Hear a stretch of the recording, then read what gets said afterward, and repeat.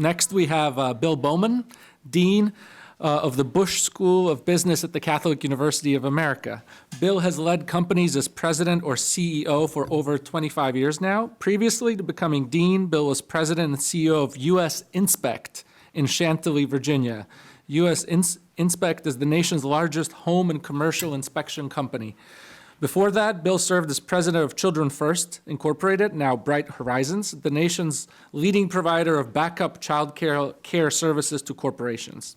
Bill also worked for the Boston Consulting Group, BCG, and was appointed by the governor of Massachusetts as a trustee of the 5 campuses of the University of Massachusetts, remaining on the board for 6 years. He was the co-founder of the Massachusetts Software Council, past chairman of the Software Publishers Association, and former director of the Massachusetts High Technology Council. Bill is an engineering honors graduate of Northwestern University and received an MBA with distinction, also from Harvard Business School. Welcome, Bill. Thank you. Thank you very much. Well, I'd like to talk today about virtues in business, and I'd like to address 3 questions. First of all, why are virtues important in business? I think we all have a sense that they are, but what is it that really makes them important? How can a company actually build a virtue-based culture? And then finally, what's the impact of doing all of this on a company's financial return? So first, why are virtues important in a business? No matter how hard we try, compliance programs with its system of punishments and rewards simply can't do the whole job of guiding employees to behave ethically. We really have to have employees who modify their behavior themselves and do what they know is the right thing, and that's responding to good habits that they've developed in the process of becoming a virtuous worker. Aristotle defines virtue as a disposition to behave in the right manner and as a mean between the extremes of deficiency and excess, which are vices. We learn moral virtue primarily through habit and practice rather than through reasoning and instruction. So you can't become a virtuous person just simply by reading about it. You actually become a virtuous person by practicing acts of virtue. So if you want to become a generous person, you can read all the books you like, but that won't make you a generous person.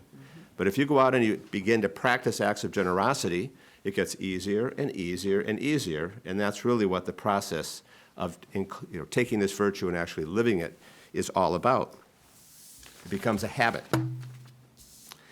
In his recent book, Power of Habit, Charles Duhigg extends our understanding of virtue by noting recent trends in neurology, looking at how the brain responds to a practice of behavior over and over.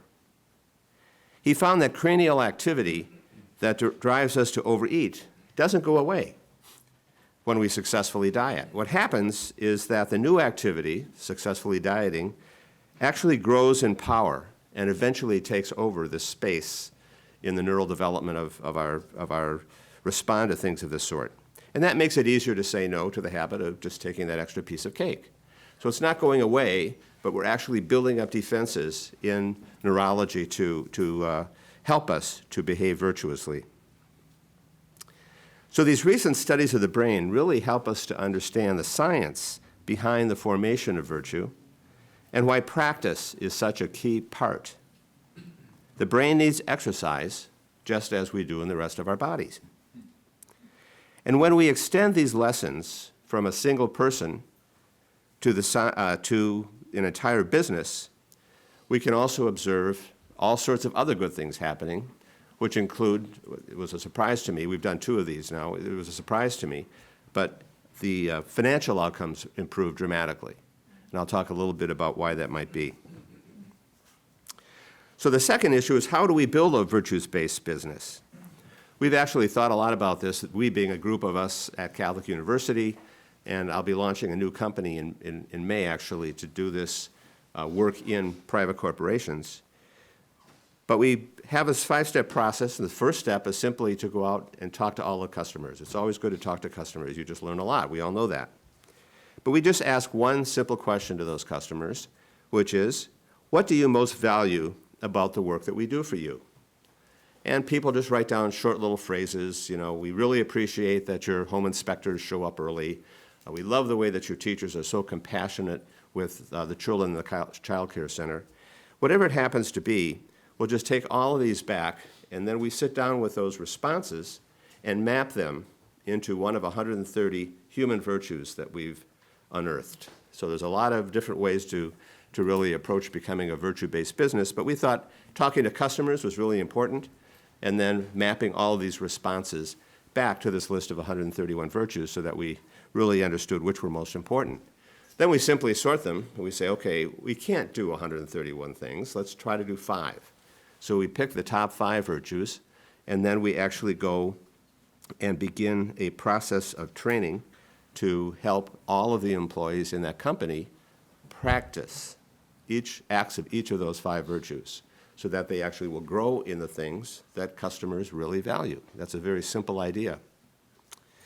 So to give you an example, the top 5 human virtues for Children First, which was the child care company here in Boston, were patience, tolerance, optimism, commitment, and perseverance. And you can look at each of those virtues and say, wow, that makes a lot of sense. I'd like teachers in my that were working with my kids in a child care center to have each of those virtues. That makes a lot of sense. When we did the same work at US Inspect, the home inspection company, we didn't know what we'd get. Maybe they're the same 5, maybe they're different. Well, they were wildly different, completely different, because the work is completely different, obviously. They were diligence, dependability, honesty, knowledge, and charity. So that's what we were going to do then for the home inspectors, is to concentrate on, let's go through practices of each of those 5 virtues, just as we did at Children First. Very different virtues, very different practices. So that's the 4th step, is really to learn the virtue. And we felt it was very important to understand the virtue in light of history, look at it in the culture, look at short stories about the virtue. The neat thing about virtues is they go back a long way. This is not a Christian concept. This goes all the way back 300 years before the Christian era to Aristotle, and in front of that beyond that to the Chinese. So these ideas have been around an awfully long time, so learning about them is really important. And we felt telling the story about perseverance from the standpoint of Abe Lincoln, who, I didn't know this, but he ran for all sorts of different offices and lost and lost and lost and lost and lost. And then he finally won the big one. But it was that act of just really going after that one virtue that really got him where he had to go. And the 5th and final step then is practicing the virtue. And this is the key part. So without practice, you can't acquire a virtue. So how would you practice patience if you were a child care worker? Well, as parents, we all kind of have a sense of what that looks like, and I mentioned the 5 virtues that made a lot of sense there. So our goal really was to create a set of practices around each virtue, and then to get to work developing the habits that would enable us to acquire those virtues and become a virtuous person. Let me now turn to the 3rd area, which is the impact of building this virtuous substrate on the financial returns of the company. We had no interest, frankly, and no idea that there was a relationship between building a company based on virtue and financial returns. But there was, and that was marvelous news to us, because if we can go to CEOs and say, well, here's something you should do for your employees because it's the right thing to do, and here's something you should do for society because it's the right thing to do, but if you can also say your financial returns are going to improve and your payback period is going to be 6 months, well, my goodness, you've got the attention of that executive. So we ran 2 pilots, one in child care, as I mentioned, the other in home inspection, and we're absolutely amazed by the improvement in the financial performance. In the child care company, employee turnover fell 33%, which was worth, in that particular company, $200,000 a year. Not just 1 year, but forever, just that improvement in turnover. And as you know, we have 7 million unfilled jobs here in the United States right now, no workers to fill those jobs, and so every executive is just trying to figure out, how can I keep my employees right now? Well, here's a program that you can use to do that. In the home inspection company, we had a sort of a cost bleeder that was killing us, which was errors in doing the home inspection. We'd miss a room, you'd close on your house, and you'd come back to us saying, hey, there's all sorts of mold over here, why didn't you notice that? Well, we'd have to go back and remediate that and fix it and everything, and that was costing us a ton of money. But after this program, it was unbelievable. Our costs for repairs plummeted 80%, which saved us almost $1 million a year. Not once, but every single year. So we were also able to talk about this program to others, and it made a big difference to Target and Goldman Sachs that we believed in these sorts of issues. So in summary, virtues-based companies benefit by having employees really focusing on ethical behavior through virtue. And this behavior not only improves the company culture, but also can improve its financial position. Thank you very much.